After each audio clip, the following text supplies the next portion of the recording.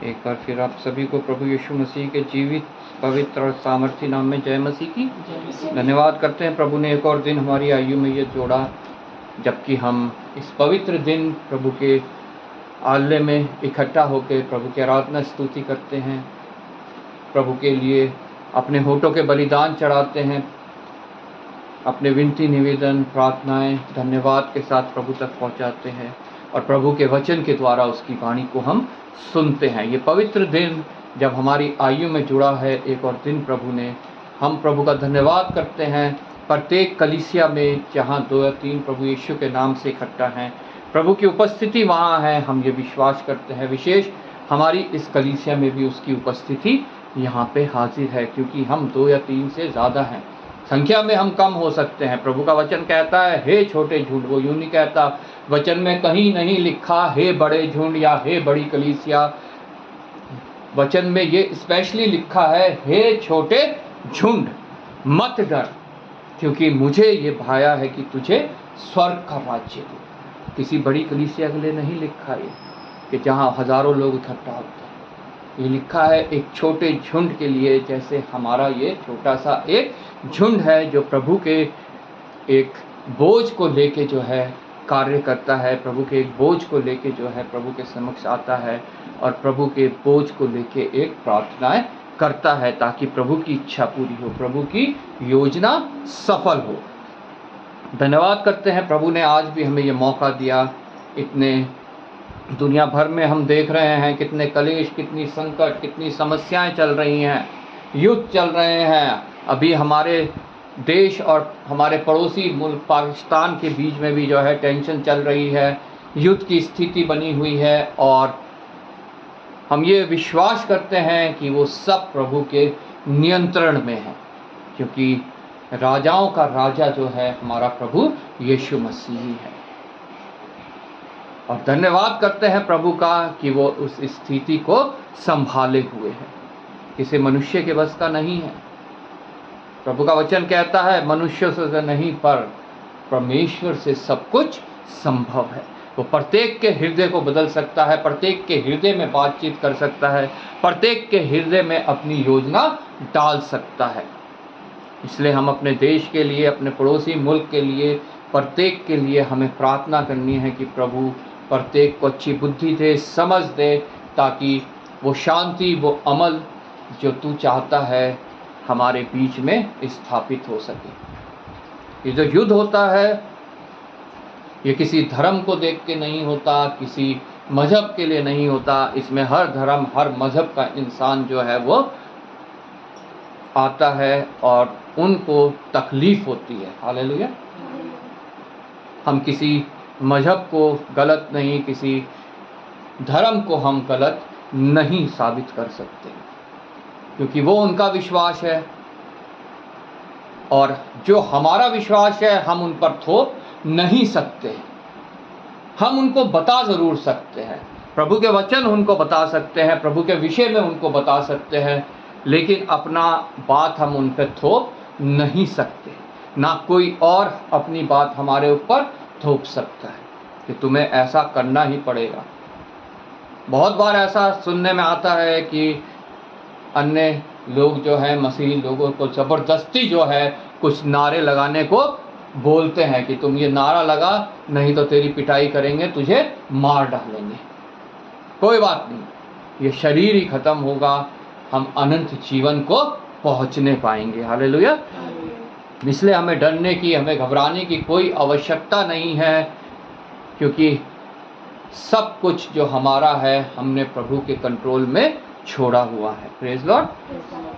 प्रभु का वचन आज हमने पढ़ा जो हमें सिखाता है कि हमें प्रभु की बातों को कैसे थामे रखना है, कैसे प्रभु की बातों को, प्रभु के वचनों को हमें अपने जीवन में लागू करना है, कैसे हमने उनको जीना है और अपने आप को प्रभु मसीह के आने के लिए, जो उसका दोबारा महिमा में आगमन है, उसके लिए तैयार करना है। हमने पुराने नियम से पढ़ा यहेजकेल नबी की पुस्तक, उसका 18 अध्याय, उसकी 9 आयत जो मेमोरी वर्स है, कोई पढ़ दे। और मेरी विधियों पर चलता और मेरे नियमों को मानता हुआ सच्चाई से काम किया हो, ऐसा मनुष्य धर्मी है, वह निश्चय जीवित रहेगा। प्रभु यहोवा की यही वाणी है। आइए हम प्रार्थना करें। धन्यवाद पिता परमेश्वर, धन्यवाद करते हैं प्रभु तेरे वचन के पढ़े और सुने जाने के लिए, जो जीवित है, जो पवित्र है, जो सामर्थ्य है, जो निश्चय अपना कार्य करता है। प्रभु ये वचन हमारे जीवनों में भी कार्य करे, हमारे जीवनों में भी बदलाव लाए, हमें और तेरे नज़दीक तेरे प्रेम में बढ़ाए, और पिता परमेश्वर तेरे राज्य के लिए हमें तैयार करे। प्रभु हमारे हृदयों की भूमि को तैयार कर प्रभु, जब वचन का बीज पड़े तो नाश न हो बल्कि बहुत सफल लाए। प्रभु पिता धन्यवाद करता हूँ विशेष अपने लिए, तूने मुझे विश्वास योग्य जाना, सामर्थ्य और इस छोटे झुंड को चराने के लिए पिता परमेश्वर मुझे प्रभु चारा दिया है। मैं तेरा धन्यवाद करता हूँ, धन्यवाद करता हूँ प्रभु, तू अपने वेदी के शोलों से मेरे होठों को छूता है, पवित्र करता है, और जो कुछ प्रभु इसमें से निकलता है वो तेरी वाणी होती है। उसे मैं और यहाँ बैठे हर जन और जितने सुनते हैं प्रत्येक उसे स्वीकार करने पाए, और पिता परमेश्वर उसको अपने जीवन में लागू करने पाए। आदर महिमा तुझे देते हुए धन्यवाद के साथ प्रभु यीशु के नाम से मांगते हैं, आमीन। हम नए नियम में से हमने जो पहला तिमुथियुस उसका 4 अध्याय उसकी 16 आयत जो हमने मेमोरी वर्स पढ़ी, उसको भी एक बार पढ़ेंगे। अपने और अपने उपदेश की चौकसी रख, इन बातों पर स्थिर रह, क्योंकि यदि ऐसा करता रहेगा तो तू अपने और अपने सुनने वालों के लिए भी उद्धार का कारण होगा। हालेलुया। हमने पुराने नियम से जो हमने मेमोरी वर्स पढ़ी, यहेजकेल 18 उसका 9 आयत, वहाँ प्रभु ने हमें बताया कि हम कैसे जीवित रह सकते हैं। हालेलुया। जीवित रहना ये नहीं कि ये शारीरिक रूप में जीवित, ये जीवन सबका समाप्त होना ही है, इससे बड़ा और कोई बात नहीं। अगर कोई कहता है कि तुम इस जीवन में हमेशा के लिए जीवित रहोगे तो वो झूठ कहता है। ये जीवन हमारा जो है इस पृथ्वी का निश्चय खत्म होगा, लेकिन यहाँ पे जो जीवन की बात हो रही है वो अनंत जीवन की बात हो रही है। हालेलुया। और वो अनंत जीवन हम कैसे प्राप्त कर सकते हैं, वहाँ लिखा है, और मेरी विधियों पर चलता और मेरे नियमों को मानता हुआ सच्चाई से काम किया। प्रभु के नियमों को मानना, उसको विधियों पे चलना और सच्चाई से काम करना, अगर हम ऐसा करते हैं तो प्रभु का वचन कहता है ऐसा मनुष्य धर्मी है। हम अपने आप को जांच सकते हैं, हम अपनी परीक्षा खुद कर सकते हैं कि हम धर्मी हैं कि हम धर्मी नहीं हैं, अधर्मी है, जो प्रभु के योग्य नहीं होता। अधर्मी मतलब जिसका पाप उस पर अभी भी बना हुआ है, वो अधर्मी है। और धर्मी मतलब जिसका पाप अब माफ कर दिया गया है, भुला दिया गया है। हम सब जानते हैं, प्रभु का वचन हमें बताता है हमारा पाप क्षमा कैसे होता है, और किसी विधि से वो नहीं हो सकता, सिर्फ प्रभु यीशु मसीह के लहू के द्वारा। जब हम उसके बलिदान को स्वीकार करते हैं, हम ये स्वीकार करते हैं वो परमेश्वर का पुत्र है, हम ये स्वीकार करते हैं वो मेरे लिए मारा गया, मेरे लिए गाड़ा गया, मेरे लिए तीसरे दिन जी उठा। जब हम उसे अपना निजी उद्धारकर्ता और प्रभु करके ग्रहण करते हैं तो वो हमारे पाप क्षमा करने के लिए, प्रभु का वचन बताता है कि वो तैयार है, वो धर्मी है, वो विश्वास योग्य है। लेकिन हमें अपने पाप अंगीकार करना उसके सामने बहुत आवश्यक है। प्रभु का वचन बताता है यूहन्ना की पहली पत्री उसके पहले अध्याय में, जो यूं कहता है मैंने पाप नहीं किया, वो परमेश्वर को झूठा ठहराता है। क्योंकि परमेश्वर के वचन रोमियो की पत्री उसके 3 अध्याय 23 आयत में लिखा है, परमेश्वर ने कहा सब पापी हैं। अगर मैं कहता हूं मैंने पाप नहीं किया तो हम परमेश्वर की इस बात को झूठा ठहराते हैं जो उसने कहा सब पापी हैं। तो वो पाप मुझ में बना रहता है और मैं अधर्मी हूं। लेकिन हम प्रभु की बातों को सुनते हैं, उन्हें मानते हैं, उन्हें अपने जीवनों में लागू करते हैं, तो प्रभु का वचन कहता है कि हम धर्मी है। हालेलुया। आज मैं और आप अपने आप को जांच सकते हैं, जान सकते हैं वचन के प्रकाश में कि मैं धर्मी हूं कि मैं अधर्मी हूं। और मेरी विधियों पर चलता और मेरे नियमों को मानता हुआ सच्चाई से काम किया हो, ऐसा मनुष्य धर्मी है। सच्चाई से काम किया हो। सत्य क्या है? प्रभु का वचन हमें बताता है। प्रभु का वचन सत्य है। और वचन क्या है? वचन खुद देहधारी हुआ और हमारे बीच में डेरा किया। आमीन। प्रभु यीशु मसीह सच्चाई से कार्य करे, मतलब प्रभु यीशु मसीह को अपने जीवन में लेके फिर कार्य करे, तो वो धर्मी है। हालेलुया। उसमें कोई कपट नहीं, कोई पाप नहीं, वो प्रभु के योग्य है। और उसके लिए लिखा है, वह निश्चय जीवित रहेगा, उसे शैतान चुराने नहीं पाएगा, वो अनंत मृत्यु तक नहीं पहुंचेगा, बल्कि वो निश्चय जीवित रहेगा। वो उस स्थान पे पहुंचने पाएगा जो प्रभु ने उसके लिए तैयार की है। उस मुकुट को पाने पाएगा जिसके विषय में लिखा है, जो अंत तक धीरज धरे रहेगा वो उस मुकुट को प्राप्त करेगा। हालेलुया। ऐसा मनुष्य धर्मी है और निश्चय जीवित रहेगा। और ये किसकी वाणी है? यहोवा की। प्रभु यहोवा की यह वाणी है, जो कभी झूठ नहीं बोलता, और जो वो बोलता है वो निश्चय होता है। हालेलुया। आज मैं और आप अपने आप को जाने। जब हमने आगे इसमें पढ़ा तो यहाँ लिखा है, अगर पिता धर्मी है, पिता के पाप क्षमा किए गए हैं, और पुत्र जो है वो अधर्मी है, वो अभी भी उसने प्रभु यीशु मसीह को ग्रहण नहीं किया है, तो पिता की वजह से पुत्र कदापि बच नहीं सकता। पिता की वजह से पुत्र कभी बच नहीं सकता। और इसके विपरीत, अगर पिता अभी भी पाप में है, उसने प्रभु को ग्रहण नहीं किया है और अभी भी पाप में चल रहा है, और पुत्र ने प्रभु का अंगीकार कर लिया है और धर्मी बन गया है, तो पिता की दंड की आज्ञा पुत्र के ऊपर कदापि नहीं है। हमने पढ़ा इसमें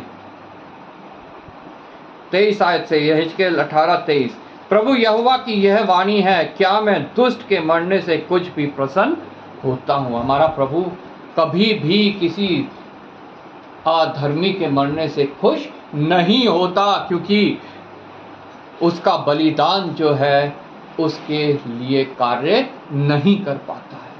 वो पूरे मनुष्य जाति के लिए आया, उसने सबके लिए अपने प्राण को दिया, उसने सबके लिए इंतजाम किया कि वो धर्मी बन जाए उस पर विश्वास लाके। लेकिन जो उस पर विश्वास नहीं लाता है और अधर्म में ही मर जाता है, परमेश्वर कभी भी प्रसन्न नहीं होता। प्रभु कभी भी प्रसन्न नहीं होता किसी भी अधर्मी के मरने से, क्योंकि वो नरक में जाएगा। वो एक आत्मा जो है नरक में अनंत मृत्यु को प्राप्त करेगी। प्रभु का बलिदान जो है उसके लिए कार्य नहीं कर पाएगा और प्रभु बहुत दुखी होगा। इसलिए लिखा है, जब एक भी आत्मा पृथ्वी पे बचाई जाती है तो स्वर्ग में आनंद मनाया जाता है। देखो, नरक से एक और आत्मा को प्रभु का बलिदान बाहर खींच लाया। हालेलुया। प्रभु यहोवा की यह वाणी है, क्या मैं दुष्ट के मरने से कुछ भी प्रसन्न होता हूँ। वो मुझसे आपसे सवाल कर रहा है कि वो उनसे कभी भी किसी मृत्यु को जो दुष्ट की होती है उससे कभी भी वो खुश नहीं होता है। क्या मैं इससे प्रसन्न नहीं होता कि वह अपने मार्ग से फिरकर जीवित रहे। हालेलुया। निश्चय जीवित रहेगा, जो उसकी आज्ञाओं को मानेगा, उसका पालन करेगा और सच्चाई से जो है वो कार्य करेगा, वो निश्चय जीवित रहेगा। और प्रभु की यही इच्छा है कि वो दुष्ट, वो अधर्मी जो अभी तक अपने पाप में फंसा हुआ है, वो भी जीवित रहे। हालेलुया। क्या मैं इससे प्रसन्न नहीं होता कि वह अपने मार्ग से फिरकर जीवित रहे। लेकिन इसके लिए वो मुझे और आपको अपना इंस्ट्रूमेंट बनाना चाहता है। क्या हम प्रभु को प्रसन्न करना चाहते हैं, उसे खुश करना चाहते हैं, तो हमें उस दुष्ट, उस अधर्मी को प्रभु के बारे में बताना बहुत जरूरी है। हालेलुया। अगर हम प्रभु के इस कार्य में सहयोग नहीं करेंगे तो दुनिया जो है वो अपने अधर्म में ही खत्म हो जाएगी। शैतान आनंदित होएगा कि मैं कितनी आत्माओं को अपने साथ लेके जा रहा हूं नरक में, और प्रभु यीशु मसीह दुखी होगा कि मैंने तो देखो अपना आप तक को जो है कुर्बान कर दिया, लेकिन तब भी इन्होंने मुझ पर विश्वास करके, एक मामूली सी बात, प्रभु का वचन कहता है प्रभु का अनुग्रह विश्वास के द्वारा कार्य करता है। एक विश्वास मुझ पे लाना था और इन्हें अनंत जीवन मिलना था, ये नहीं हो पाया क्योंकि मेरे दास, मेरे दासी, मेरे लोग जो हैं वो विश्वास योग्य नहीं निकले। उन्होंने मेरी बात जाकर उस तक नहीं पहुंचाई। क्या मैं इससे प्रसन्न नहीं होता कि वह अपने मार्ग से फिरकर जीवित रहे, परंतु जब धर्मी अपने धर्म से फिरकर टेढ़े काम वरन दुष्ट के सब घृणित कामों के अनुसार करने लगे तो क्या वह जीवित रहेगा? ये भी मुझसे और आपसे एक सवाल है। अगर हम सोच रहे हैं हमने टेक इट ग्रांटेड ले लिया है, हमने ये सोच लिया है अब तो हमने प्रभु को ग्रहण कर लिया है, अब हम कुछ भी करते जाएं, जो दुष्ट की चाल है, जो शैतान हमारे जीवन में हमारे कान में फूंकता है, जैसे हमारे आदि माता आदि पिता के कान में फूंका परमेश्वर की आज्ञा का उल्लंघन करना। क्या जब हम ऐसा करते हैं तो क्या हम जीवित रहेंगे? प्रभु की आज्ञा को हम उल्लंघन करते हैं, उसके वचनों को हम नहीं मानते हैं, उस पर चलते नहीं हैं, अपने जीवन में उसे लागू नहीं करते हैं, तो ये मुझसे और आपसे सवाल है, क्या हम तब जीवित रहेंगे? जितने धर्म के काम उसने किए हो उनमें से किसी का भी स्मरण ना किया जाएगा। हालेलुया। इसलिए आज हम अपने आप में निश्चय करें कि अगर हमने प्रभु को ग्रहण कर लिया है, हमारा अधर्म के काम हमसे दूर हो गए हैं, तो हम दोबारा उनको, शैतान को मौका ना दे कि वो हमारे जीवन में वो घृणित काम लाने दे और हम उसे स्वीकार करें। हम प्रभु से सामर्थ मांगे, प्रभु हमें सामर्थ देगा, प्रभु हमें संभालेगा, प्रभु हमें निश्चय उस जीवन तक पहुंचाएगा जिसका वर्णन उसने वचन में किया है कि हम निश्चय जीवित रहेंगे। और अगर अभी भी हमारे जीवन में वो कार्य हैं जो घृणित हैं, जो शैतानी हैं, तो अभी भी हमारे पास एक जीवित आशा है। उसके विषय में भी यहाँ लिखा है, जितने धर्म के काम उसने किए हो उसमें से किसी का स्मरण ना किया जाएगा। जो विश्वासघात और पाप उसने किए हों उसके कारण वह मर जाएगा। और अगर अभी भी हम वो विश्वासघात, वो पाप कर रहे हैं, तो हमारे पास जीवित आशा है कि हम प्रभु यीशु मसीह के चरणों में आए, उसके बलिदान को स्वीकार करें, उसके लहू के द्वारा पवित्र होकर धर्मी बने और निश्चय हम फिर जीवित रहने पाएंगे। तीमुथियुस को पौलुस ने लिखा, अपने और अपने उपदेश की चौकसी रख। हमें चौकसी रखना बहुत ज़रूरी है। चौकसी रखना मतलब चौकीदारी करना, और हमारा चौकीदार कौन है? ये पवित्र वचन, जिसके द्वारा हम अपनी और अपने उपदेश की चौकसी रख सकते हैं कि हम क्या कर रहे हैं और हम क्या बोल रहे हैं, हम क्या दूसरों तक पहुंचा रहे हैं। अपने जीवन से, अपने करनी से, अपने कर्म से, अपने बोली से, अपने वचनों के द्वारा हम लोगों तक क्या पहुंचा रहे हैं? क्या वो प्रभु की योग्य बातें हैं, प्रभु के महिमा की बातें हैं, दूसरों को शैतान से हाथों से छुड़ाने वाली बातें हैं, कि हम जो है दूसरों को भी अंधकार में डालने वाली बातें बोल रहे हैं, कर रहे हैं, झूठ धोखा हम प्रभु के नाम से ही लोगों के बीच में फैला रहे हैं। बहुत से प्रभु के जन ऐसे आपको मिल जाएंगे जो वचन को लेके जो है धोखा, झूठ लोगों के बीच में फैला रहे हैं आज की डेट में, जिनके विषय में लिखा है बहुत से ऐसे भविष्यवक्ता उठ खड़े होंगे जो उनको भी चौंका दें, उनको भी जो है विश्वास से डगमगा देंगे जो अभी विश्वास में है। हालेलुया। हालेलुया। वो ऐसे ऐसे आश्चर्य कर्म दिखाएंगे, ऐसे ऐसे कार्य करेंगे कि लोग भ्रम में फंसेंगे, लोग धोखे में फंसेंगे, लोग झूठ को स्वीकार करके प्रभु यीशु मसीह को भी ठुकरा देंगे। हालेलुया। हालेलुया। इसलिए अपने और अपने उपदेश की चौकसी रख। ये संत पौलुस ने तीमुथियुस को कहा, ये प्रभु मुझे कह रहा है, ये आपको कह रहा है, प्रत्येक अपने जन को कह रहा है कि अपनी और अपने उपदेश की चौकसी रख। इन बातों पर स्थिर रह।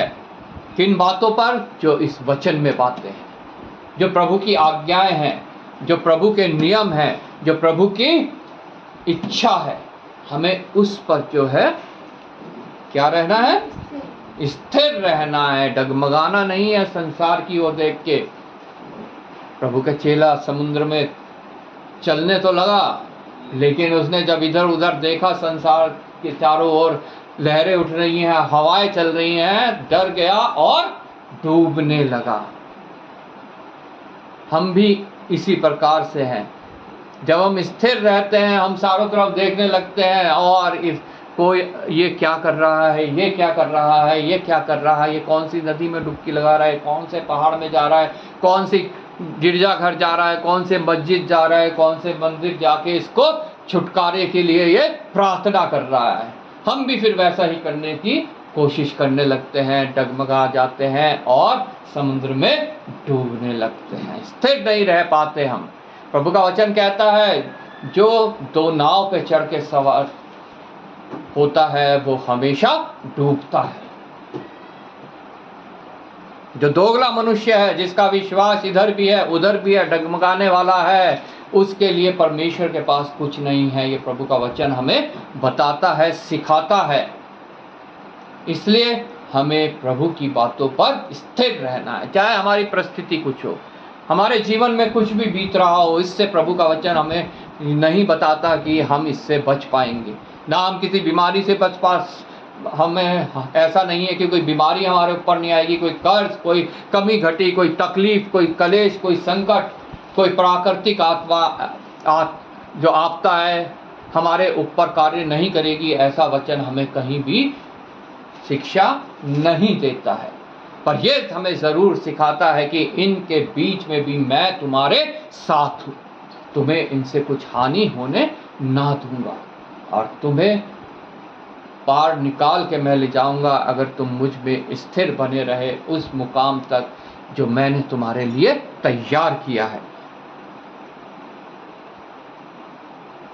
अपनी और अपने उपदेश की चौकसी रख, इन बातों पर स्थिर रह, क्योंकि यदि ऐसा करता रहेगा तो अपने और अपने सुनने वालों के लिए भी उद्धार का कारण होगा। सिर्फ अपने लिए नहीं, अपने सुनने वालों के लिए भी तू उद्धार का कारण होगा। ये तीमुथियुस को पौलुस ने बताया।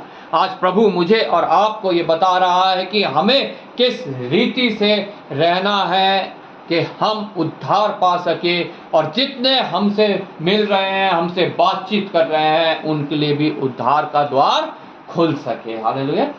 प्रभु ये नहीं चाहता कि हम उद्धार पाने के लिए सिर्फ अपने लिए हम कोशिश करें। प्रभु चाहता है हम उद्धार उन सब के लिए कोशिश करें जितने लोग जो हैं अभी अधर्मी हैं, जितने लोगों के पास अभी अनंत जीवन नहीं है, जो इस जीवन को ही सब कुछ समझ बैठे हैं कि इस जीवन में खाओ पियो ऐश करो मौज करो, कल तो मर ही जाना है। लेकिन नहीं मेरे बहनों भाइयों, ये जीवन सिर्फ एक तैयारी है। इस जीवन को प्रभु ने हमें सिर्फ एक तैयारी के लिए दिया है कि उस अनंत जीवन के लिए हम परिश्रम कर सके, उस अनंत जीवन तक हम पहुंचने पाए। और उसके लिए उसने हमें सहायक दिया पवित्र आत्मा के रूप में, और अपने वचनों को हमारे हाथों में दिया, ताकि हम इसके द्वारा उसकी वाणी को सुन सके, समझ सके, अपने जीवनों में लागू कर सके, और अपने लिए ही नहीं बल्कि अपने सुनने वालों के लिए भी उद्धार का जरिया बन सके, उद्धार का